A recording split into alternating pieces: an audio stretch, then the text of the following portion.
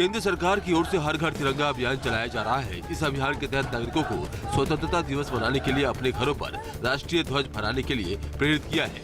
PM Modi ने देश की जनता से 13 से 15 अगस्त तक अपने घरों में तिरंगा फहराने का आह्वान किया। जिन लोगों ने इस अभियान में हिस्सा लिया है वो लोग इसका सर्टिफिकेट भी डाउनलोड कर सकते हैं, जिसकी आधिकारिक वेबसाइट हरघरतिरंगा.com पर होगा। सरकार का लक्ष्य इस अभियान के तहत 20 करोड़ घरों में तिरंगा फहराना जाना है।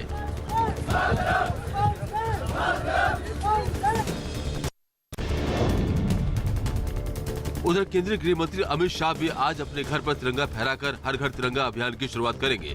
अमित शाह सुबह 8 बजे अपने दिल्ली आवास पर हर घर तिरंगा अभियान के तहत राष्ट्रीय ध्वज फहराएंगे, जिसमें निजी और सरकारी प्रतिष्ठान भी शामिल होंगे। लोग जगह जगह तिरंगा लगाने लगे हैं। घरों, ऑफिस, दुकानों तक पर तिरंगा लगाया जाने लगा है। इस अभियान का मकसद लोगों में देशभक्ति की भावना भरना है। अगर आप बाहर से तिरंगा नहीं मंगा पा रहे हैं तो ऑनलाइन पोस्ट ऑफिस से तिरंगा मंगवा सकते हैं, जिसकी कीमत 25 रुपए होगी। हर घर तिरंगा अभियान के तहत आज चंडीगढ़ में वर्ल्ड रिकॉर्ड बनेगा। आज एक साथ 7500 लोग सबसे बड़ा तिरंगा बनाकर देशभक्ति का संदेश देंगे। चंडीगढ़ में आजादी का अमृत महोत्सव का विशेष कार्यक्रम सेक्टर 16 क्रिकेट स्टेडियम में हो रहा है। अभी तक जो क्रिकेट स्टेडियम चौके छक्के के शोर पर गूंजता रहा है, अब यहाँ भारत माता की जय और वंदे मातरम जैसे नारे गूंजेंगे। शहर में आजादी के 75वें वर्ष को खास मनाने के लिए 3 से 4 दिनों तक विशेष कार्यक्रम आयोजित होंगे। यूपी के मुख्यमंत्री योगी आदित्यनाथ आज आजादी के अमृत महोत्सव के तहत राज्य में हर घर तिरंगा अभियान की शुरुआत करेंगे। सीएम योगी सुबह 9:30 बजे स्कूली बच्चों के साथ लखनऊ में 5 कालिदास मार्ग पर अपने आवास पर तिरंगा फहराएंगे। बता दें कि सीएम योगी ने प्रदेश में 4.5 करोड़ तिरंगे फहराने का लक्ष्य तय किया है। सीएम योगी ने 2.5 करोड़ तिरंगे की आपूर्ति की जिम्मेदारी सभी जिलों को सौंपी है, जबकि एमएसएमई विभाग को 2 करोड़ तिरंगा खरीदने को कहा गया है। ओडिशा की राजधानी भुवनेश्वर में शुक्रवार को 1 किलोमीटर तिरंगा यात्रा निकाली गई। ये यात्रा आजादी के अमृत महोत्सव के तहत निकाली गई थी। इस तिरंगा यात्रा को ओडिशा बीजेपी की ओर से आयोजित किया गया था। इस दौरान बीजेपी कार्यकर्ताओं ने 4 किलोमीटर तक का सफर तय किया। इस दौरान प्रदेश बीजेपी अध्यक्ष समीर मोहंती भी मौजूद रहे। ये तिरंगा यात्रा भदई, बांका, चक्का से मास्टर कैंटीन स्क्वायर तक गई थी। आपको बता दें कि बीजेपी ने इस तिरंगा यात्रा की शुरुआत 9 अगस्त को आजादी के 75वें साल के जश्न में शुरू की गई थी। बीजेपी के राष्ट्रीय अध्यक्ष जेपी नड्डा मेरठ के दौरे पर है। बीजेपी अध्यक्ष आज आजादी के अमृत महोत्सव के तहत शहीद स्मारक पर शहीदों को पुष्प अर्पित करेंगे। इस दौरान जेपी नड्डा एक रैली का भी आयोजन करेंगे और उनका संबोधन भी होगा।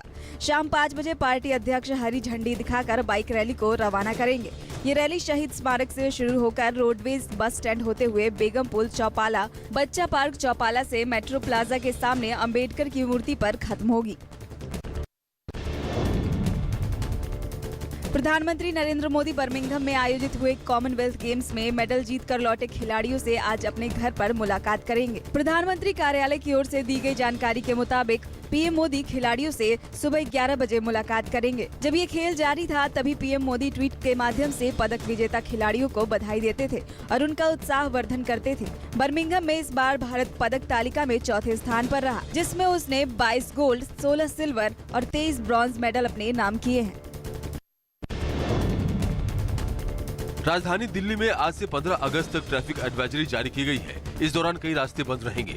स्वतंत्रता दिवस से पहले हर साल की तरह फुल ड्रेस रिहर्सल का आयोजन किया जाता है। आज 15 अगस्त का फुल ड्रेस रिहर्सल होगा। रिहर्सल सुबह 4 बजे से 11 बजे तक चलेगा। रिंग रोड पर सराय काले खां से कश्मीरी गेट से आईएसबीटी के बीच कमर्शियल गाड़ियां नहीं चलेंगी। नेताजी सुभाष मार्ग, निषाद राजमार्ग, चांदनी चौक मेन रोड समेत जामा मस्जिद के आसपास की तमाम सड़कों से ट्रैफिक को दूसरे रास्तों पर डाइवर्ट किया जाएगा। भारत में जन्मे अंग्रेजी भाषा के मशहूर लेखक सलमान रुश्दी पर शुक्रवार को अमेरिका के न्यूयॉर्क में जानलेवा हमला हुआ। वो यहाँ एक कार्यक्रम में शामिल होने आए थे। इस दौरान हमलावर ने उन पर चाकू से हमला कर दिया और वे गंभीर रूप से घायल हो गए। हमलावर ने उनकी गर्दन में चाकू मारा। हमले के बाद उन्हें अस्पताल में भर्ती कराया गया, जहाँ उनका इलाज जारी है। वहीं न्यूयॉर्क के गवर्नर के मुताबिक फिलहाल वो खतरे से बाहर है। उधर पुलिस ने हमलावर को गिरफ्तार कर लिया है। मुफ्त की रेवड़ी पर उठा विवाद रुकने का नाम नहीं ले रहा है। इस कड़ी में अब कांग्रेस ने पीएम मोदी और दिल्ली के सीएम अरविंद केजरीवाल पर निशाना साधा है। कांग्रेस के राष्ट्रीय प्रवक्ता गौरव वल्लभ ने ट्वीट कर तंज कसा और कहा कि मुफ्त की रेवड़ियां खराब है तो मुफ्त की गज्जक कैसे अच्छी हो गई। उन्होंने कहा कि हम झूठ की गठरी संस्कृति के खिलाफ हैं। हम बुरे समय में नागरिकों का हाथ थामने के खिलाफ नहीं है। तो वहीं कांग्रेस ने दिल्ली के सीएम पर निशाना साधते हुए केजरीवाल को छोटा मोदी कहा। गुजरात चुनाव में कांग्रेस ने मुफ्त की रेवड़ी के विवाद के बीच ही विधानसभा चुनाव को लेकर अपने पहले स्लोगन का ऐलान कर दिया है। कांग्रेस ने नारा दिया है किसानों का कर्जा माफ और बिजली हाफ। इसी मुद्दे के तहत गुजरात कांग्रेस के अध्यक्ष जगदीश ठाकुर और भरत सिंह सोलंकी ने मीडिया से कहा कि सरकार बनी तो पहली कैबिनेट में किसानों का 3 लाख तक का कर्जा माफ किया जाएगा, जो करके दिखाया है। गुजरात में सरकार आने के बाद पालन किसानों का कर्ज माफ होगा। तेजस्वी यादव आज दिल्ली से पटना निकल रहे हैं। इसके पहले दिल्ली में उन्होंने सीताराम येचुरी, डी राजा और सोनिया गांधी से मुलाकात की। उधर केंद्रीय मंत्री गिरिराज सिंह ने तेजस्वी के रोजगार वाले बयान पर कटाक्ष करते हुए ट्वीट किया, 10 लाख रोजगार देने का जो हमने वादा किया था वह हम मुख्यमंत्री बनने पर पूरा करेंगे। अभी तो हम उप मुख्यमंत्री हैं। जिसका जवाब तेजस्वी ने ट्वीट पर ही जवाब दिया, श्रीमान जी इतना बेशर्म मत बनिए। 1 फुट लंबी चोटी रखने से कोई ज्ञानी नहीं बन जाता है, जैसा आप रखते हैं। बिहार में महागठबंधन की सरकार में कांग्रेस ने नया पेच फंसा दिया है। कांग्रेस के पूर्व प्रदेश अध्यक्ष अनिल शर्मा ने 5 डिप्टी बनाने की मांग को जाति और धर्म से जोड़ा है। उन्होंने कहा कि बिहार में जाति और धर्म समाज की सच्चाई है। ऐसे में पिछड़ा, अति पिछड़ा, अनुसूचित जाति, मुस्लिम और सवर्ण से एक उप मुख्यमंत्री बनाए। उन्होंने आंध्र प्रदेश का उदाहरण देते हुए कहा कि वहाँ 5 उप मुख्यमंत्री काम कर रहे हैं। वहीं बताया जा रहा है कि बिहार में मंत्रिमंडल का विस्तार 16 अगस्त को हो सकता है। उत्तर प्रदेश के अमेठी में आजादी की 75वीं वर्षगांठ में आयोजित अमृत महोत्सव सप्ताह समारोह के रूप में मनाया जा रहा है। केंद्रीय मंत्री व अमेठी सांसद स्मृति ईरानी आजादी के अमृत महोत्सव के मौके पर आज अपने संसदीय क्षेत्र में विभिन्न कार्यक्रमों में शामिल होंगी। 1 दिवसीय दौरे पर आ रही मंत्री स्मृति अपने गोद लिए गांव सुजानपुर में अमृत सरोवर का लोकार्पण करने के बाद जिला मुख्यालय स्थित एक विद्यालय में जन प्रतिनिधियों के साथ बैठक करेंगी। गाजियाबाद के लोनी से बीजेपी विधायक नंद किशोर गुर्जर को स्पीड पोस्ट के माध्यम से जान से मारने की धमकी मिली है। स्पीड पोस्ट भेजने वाले ने लिफाफे पर अपना नाम साजिद अलवी लिखा है, जबकि लिफाफे में उसका नाम साजिद लिखा है। उसने 2 माह के अंदर जान से मारने की धमकी दी है। पत्र भेजने वाले ने लिखा है कि रास्ता जेल उसके घर जैसा है, कई बार जेल जा चुका है। गरिमा गार्डन व लोनी में मेरा नाम ही काफी है। फिलहाल पुलिस पूरे मामले की जाँच कर रही है। महाराष्ट्र के सीएम एकनाथ शिंदे और पूर्व सीएम उद्धव ठाकरे एक बार फिर आमने सामने होंगे। एकनाथ शिंदे नया शिवसेना भवन बनाने जा रहे हैं। दोनों गुटों में पहले से ही असली शिवसेना को लेकर लड़ाई चल रही है। अब एकनाथ शिंदे नया शिवसेना भवन बनाकर उद्धव ठाकरे की मुश्किलें और बढ़ाने वाले हैं। शिवसेना का नया भवन उद्धव गुट की शिवसेना के भवन से 500-600 मीटर की दूरी पर होगा। बताया जा रहा है कि मुंबई के दादर इलाके में मौजूद रूबी मिल के पास की विस्टा सेंट्रल नाम की बिल्डिंग में मुख्य दफ्तर हो सकता है।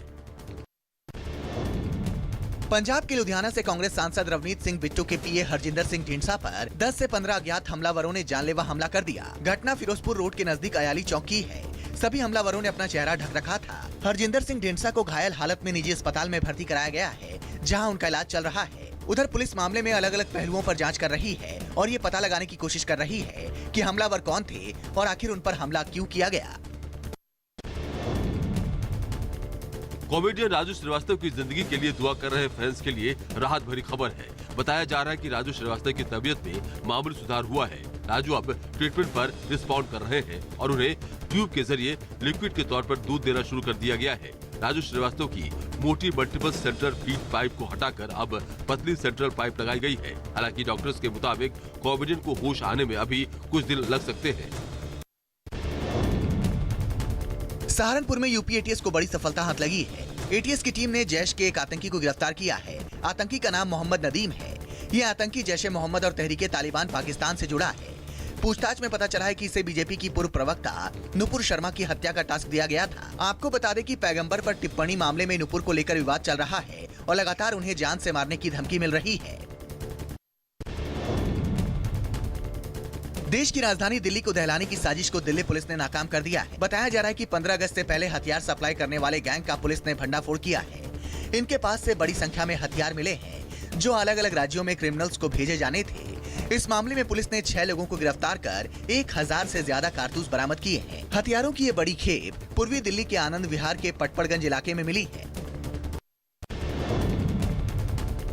खुदरा महंगाई दर के मोर्चे पर सरकार को बड़ी राहत मिली है। जुलाई के महीने में महंगाई दर 7% से नीचे लुढ़क गई है। सरकार की ओर से जारी आंकड़ों के मुताबिक जुलाई में खुदरा महंगाई दर 6.71% रही है। जून में ये आंकड़ा 7.01 था। राष्ट्रीय सांख्यिकी कार्यालय यानी एनएसओ के आंकड़ों के मुताबिक जुलाई 2022 में खाद्य मुद्रास्फीति पिछले महीने के 7.75% से गिरकर 6.75% हो गई है। खाद्य मुद्रास्फीति सीपीआई बास्केट का लगभग आधा हिस्सा है। कांग्रेस के बिहार प्रभारी भक्त चरण दास ने दिल्ली में लालू यादव और तेजस्वी यादव से मुलाकात की। मुलाकात के बाद वो मीडिया से रूबरू हुए और कहा कांग्रेस भी मंत्रिमंडल में हिस्सा लेगी। मंत्रिमंडल की बात है। आज गठबंधन के नेता तेजस्वी श्रीमती सोनिया गांधी जी कांग्रेस अध्यक्ष से मिले हैं, क्योंकि कांग्रेस के कई एमएलए दिल्ली में डेरा डाले हुए हैं, चाह रहे हैं मंत्री बनना चाह रहे हैं। तो बिल्कुल स्वाभाविक बात है, मंत्री बनना चाहना कोई बुरा बात तो नहीं है। जब ये प्रक्रिया शुरू होता है तो